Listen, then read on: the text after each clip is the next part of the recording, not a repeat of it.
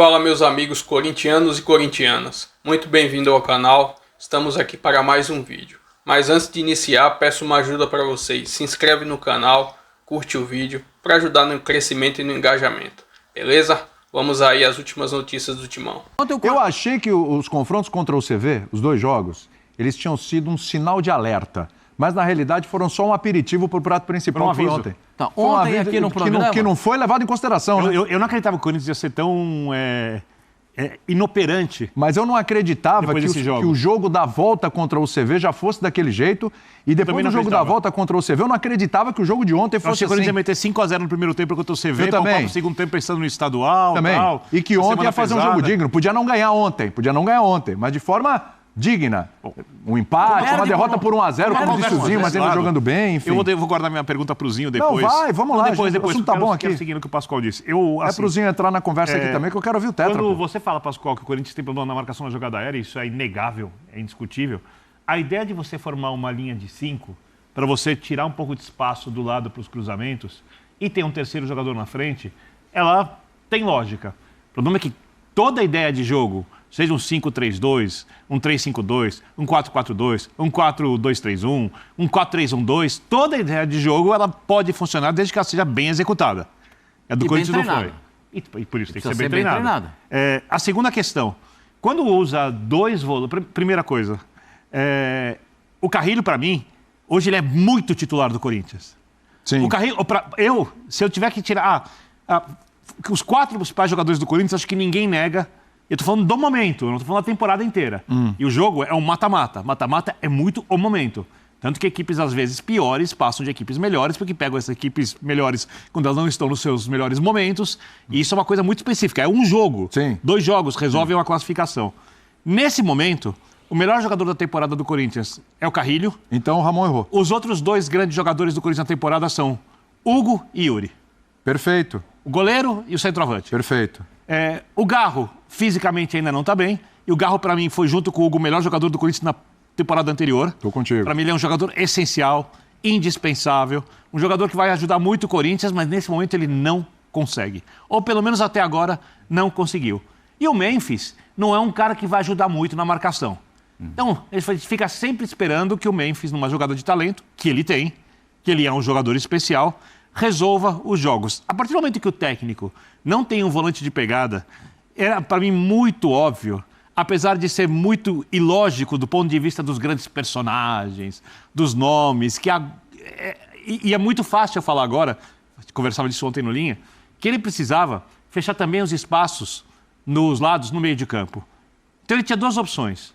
Ou ele vinha com 2 linhas de 4, Memphis e Yuri, porque aí você tem 2 laterais, 2 alas fazendo parede na frente dos laterais.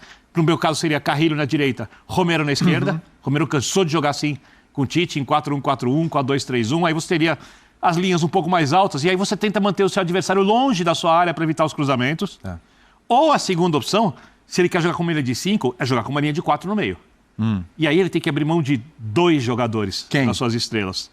Hoje, para mim, o Garro e o Memphis. Ou Garro e Yuri. Então, eu mexeria com Garro e Memphis. Essa é uma discussão que a gente estava tendo ontem que foi bem boa. Por quê? Você mexer com Memphis e Yuri com Garro respeito, é um negócio delicado. O Memphis, ele é... jogo fora de casa, é isso o Memphis só é muito grande aqui porque o Corinthians é muito grande. Se o Memphis viesse jogar no time menor, o Memphis não teria o tamanho que ele teve rapidamente no Brasil, que ele adquiriu. Os jogadores estão lá pro clube. Com todo o respeito, tanto faz quem vai jogar. Tem que conseguir do resultado. E você não pode, contra um time muito pior que você, colocar 3 jogadores que você aposta, e aí o problema do técnico para mim é esse, e aí está muito mais na conta do técnico e dos jogadores, ao contrário do que eu vi contra a Universidade Central, quando para mim a responsabilidade foi muito mais dos jogadores que do técnico. Você não pode apostar em 3 jogadores que não vão conseguir cumprir o plano tático, porque ontem o que ele fez? Ele tentou tapar os lados, mas como tinha espaço no meio campo, fica invertendo bola, nos 3. Você chega com muita facilidade ali na lateral fazer o cruzamento. Antes de passar para o Zinho, peraí. Então você está querendo me dizer que falta coragem para o Ramon mexer em alguma peça desse trio? Ontem faltou. Eu não acho que ele é um técnico sem coragem. Ele ontem. Oi? Ele tirou o Garro. Não, mas ele começou com eles, depois ele tira. Não, mas era muito mais. O que o Birner está propondo é que já entre sem os caras. Aí tá fácil. Já entre 100. Já começa o jogo sem o Garro, sem o Memphis. Tirar durante o jogo, eu teria jogado um 4-4-2. Eu começaria com Memphis e Yuri na frente, formaria 2 linhas de 4, italianas, o Zinho conhece bem, ali, paralelas, um na frente do outro, compactado, a primeira linha fora da grande área, a segunda um pouco à frente, trava o espaço, entrega a bola para o adversário, recuperou, Memphis e Yuri. Recuperou Memphis e Yuri. Seu time não está pronto para jogar a temporada, não fez um grande jogo ainda. Se fosse o ano passado, eu repeti o 4-3-1-2, que funcionava. Está jogando bem, está intenso, está com sequência. Mata-mata momento. Eu acho que o técnico ontem, ele quis fazer uma coisa sem desfazer outra e no final das contas ele não fez nada, ele atrapalhou o time. Não foi nem para um lado nem para o outro. Zinho, eu quero te ouvir. Você concorda com o Birner? Tem mais a mão do Ramon ontem no resultado do Corinthians do que dos jogadores, como a gente tinha criticado os caras no jogo contra o CV? Assim, ele proporcionou para que os atletas não rendessem o seu melhor. Então, ele tem uma parcela grande ontem, sim. Eu acredito sim. Mesmo porque, se não me engano, é a primeira vez no ano que ele joga com 3 zagueiros. Ele vinha muito num 4-4-2, de uma forma de losango, né? Até mudando jogadores, mudando nome, mas o sistema tático era muito parecido. Às vezes, ele foi para um 4-2-3-1, com 2 jogadores de lado, né? O Thales jogava de um lado, o Romero do outro. Eu, particularmente, assim, não é que eu não gosto de 3 zagueiros.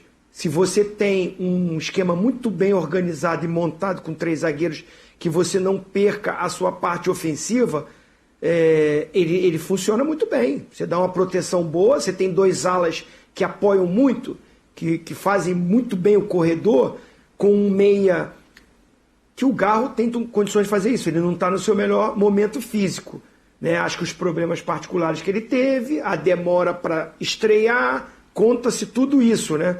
E ele nem jogou no final de semana com o Corinthians. Ele foi preservado para jogar esse jogo. Mas ele pode ser esse meia na ponta ali do losango, para encostar nos 2 atacantes. Acho que encaixa bem. O Memphis, para mim, não é meia, é um segundo atacante. Não tem mais esse vigor físico para ir e voltar, então ele tem que ter uma liberdade maior perto do Yuri Alberto. Agora, o problema é que o Corinthians me pareceu não organizado e preparado para ter esses 3 zagueiros. Porque, como o Pascoal falou, você não tem um volante com característica de primeiro. O Ranieri estava fora, né? E o Ramírez, me corrija aí. Martínez. O outro volante... Martínez, que até fez corredor também, né? Mas eu acho que ele pode fazer esse primeiro também, consegue. Mas não tinha nenhum dos 2. E aí ele começa com o Carrillo no banco e o Alex Santana, que não vinha com ritmo de jogo. Ele começa com o Alex Santana e o Bidon. São segundos volantes. Ajudam na marcação, sabem marcar, mas não tem a característica de primeiro volante. Ficou muito vulnerável, mesmo você tendo 3 zagueiros. Ficou vulnerável. Você trouxe ainda mais o time do Barcelona para o seu campo. Exato. O Corinthians trouxe. Proporcionou para que eles fizessem o abafa. Porque não tinha um escape com os alas. O Mateuzinho não foi bem também, que eu acho que é um bom lateral, que faz esse corredor quando tem 3 zagueiros, mas também não foi esse escape.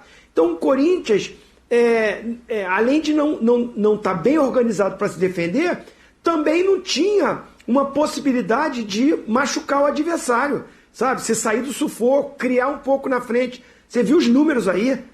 Os meias, os atacantes, pouquíssimas vezes a gente viu eles produzirem algo.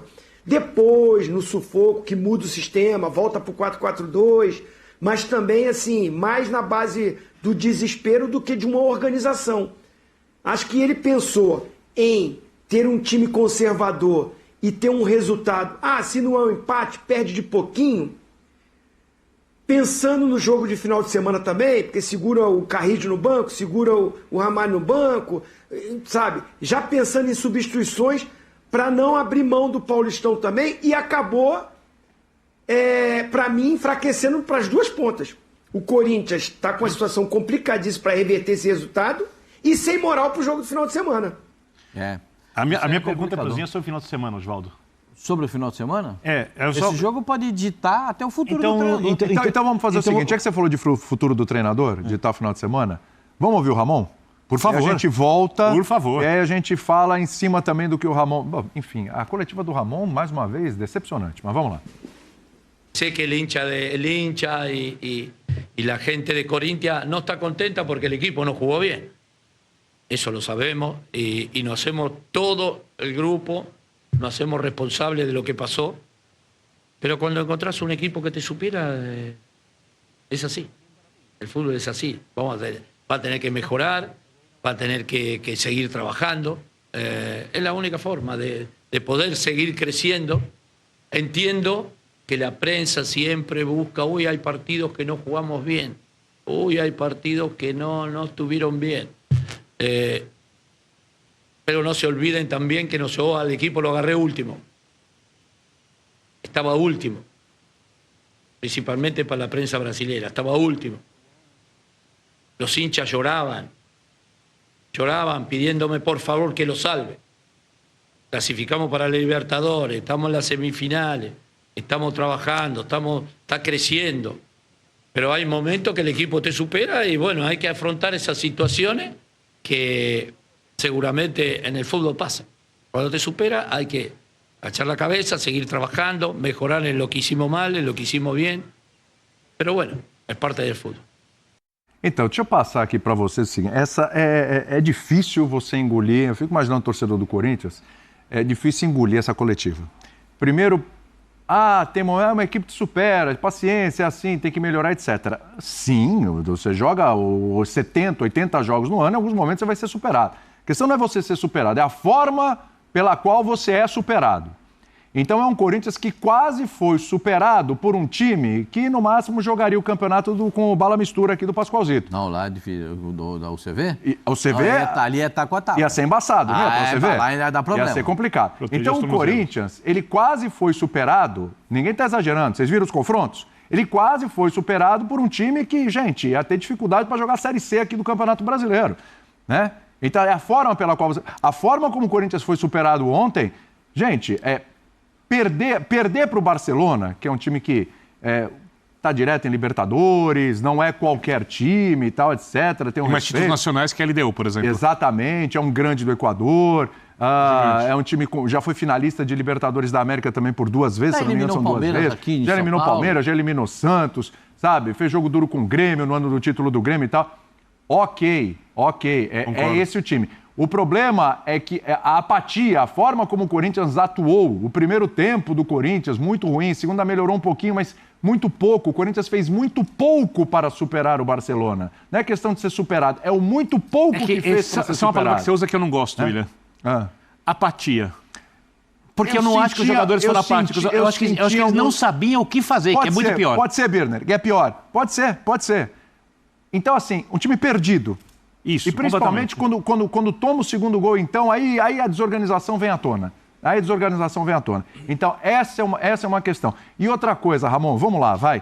O Ramon tem todo o mérito de tudo que fez o ano passado, chegou no Corinthians, realmente estava lá na zona do rebaixamento. Ninguém apostava que o Corinthians sequer ia para a Libertadores, achava que a briga ia ficar lá até a última rodada, brigando para não cair e tal. E o Corinthians conseguiu não só sair da situação do rebaixamento, como o Corinthians conseguiu esta vaga para disputar as 2 primeiras fases aí da Libertadores, né? Embora está com um risco enorme de não chegar à fase de grupos. Então, ok, foi semifinalista de Copa do Brasil, perdeu para o Flamengo, foi o Flamengo o campeão, perdeu para o Racing na Sul-Americana, o Racing foi o campeão, agora ganhou a Recopa, tudo bem. Só que não pode esquecer que o Ramon não trabalha sozinho, o Ramon não faz milagre sozinho ou junto com o filho. O Corinthians foi muito bem abastecido de jogadores para que escalasse essa tabela do Campeonato Brasileiro ano passado também. Porque fica parecendo que o Ramon chegou lá, é um gênio da lâmpada, apareceu, 3 desejos. Eu quero ir para a Libertadores, fugir do rebaixamento e chegar na semifinal do Paulista. É realizar os 3 desejos.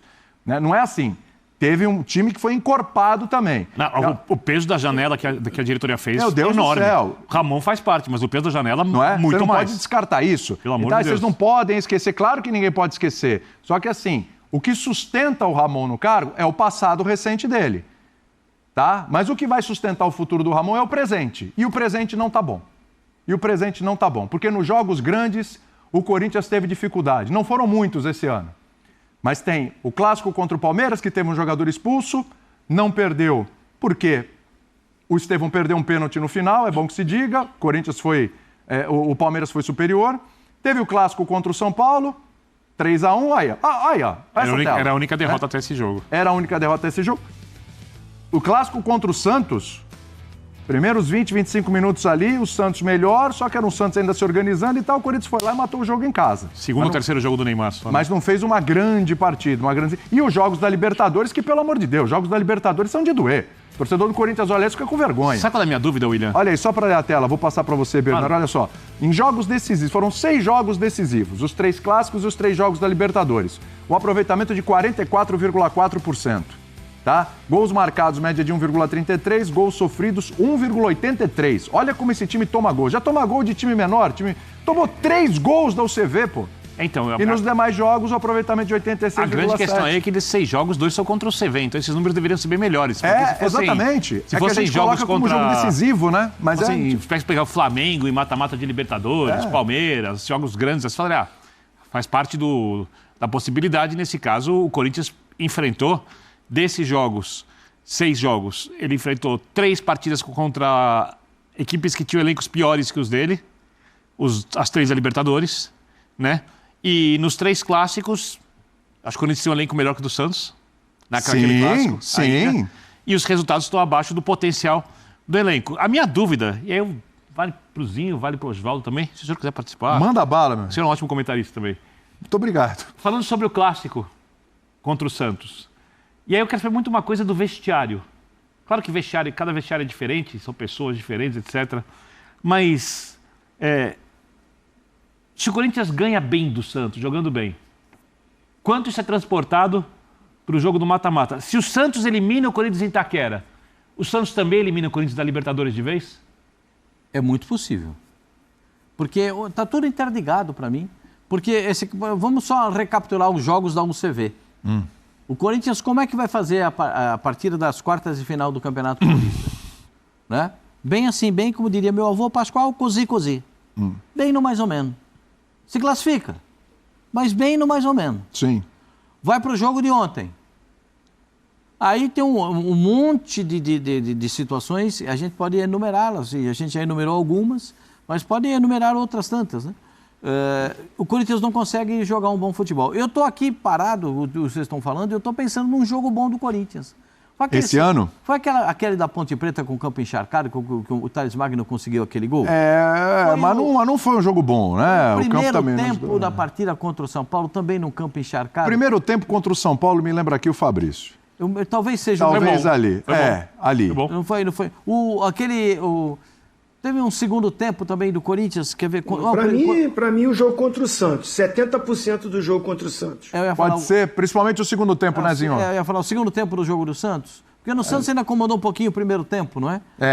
Então, eu fico aqui pensando, porque o Ramon parece que ele tem a varinha mágica para transformar o time do Corinthians. E eu vou dizer para vocês, eu espero que ele tenha. Porque o Corinthians é mais do que a gente tem visto. Ou o que a gente viu é uma coisa enganosa. O Corinthians ficou 12 jogos no Campeonato Brasileiro até chegar nessa fase aqui. Um bom trabalho do Ramon, todo mundo elogiou o trabalho dele, mas ele não fez mais do que a obrigação de tirar o Corinthians com tantos reforços, tanto jogador bom. E o Corinthians nem tinha condições de contratar e contratou mais um lateral esquerdo. Não tem de onde tirar. Mas já contratou mais um lateral esquerdo. Então, o Corinthians tem feito muitos esforços para chegar nessa hora desse jeito. O jogo contra o Santos, você quer saber minha opinião a respeito de domingo?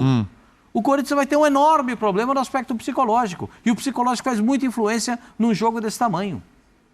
Psicológico. Foi jogar contra o Barcelona de Guayaquil e tomou. Físico também. Físico também. Aí o Zinco, que foi um gênio da bola, pode falar pra gente. E no vestiário, quando o time tá ganhando, tá bonito, olha o sorrisão. O time ganhando.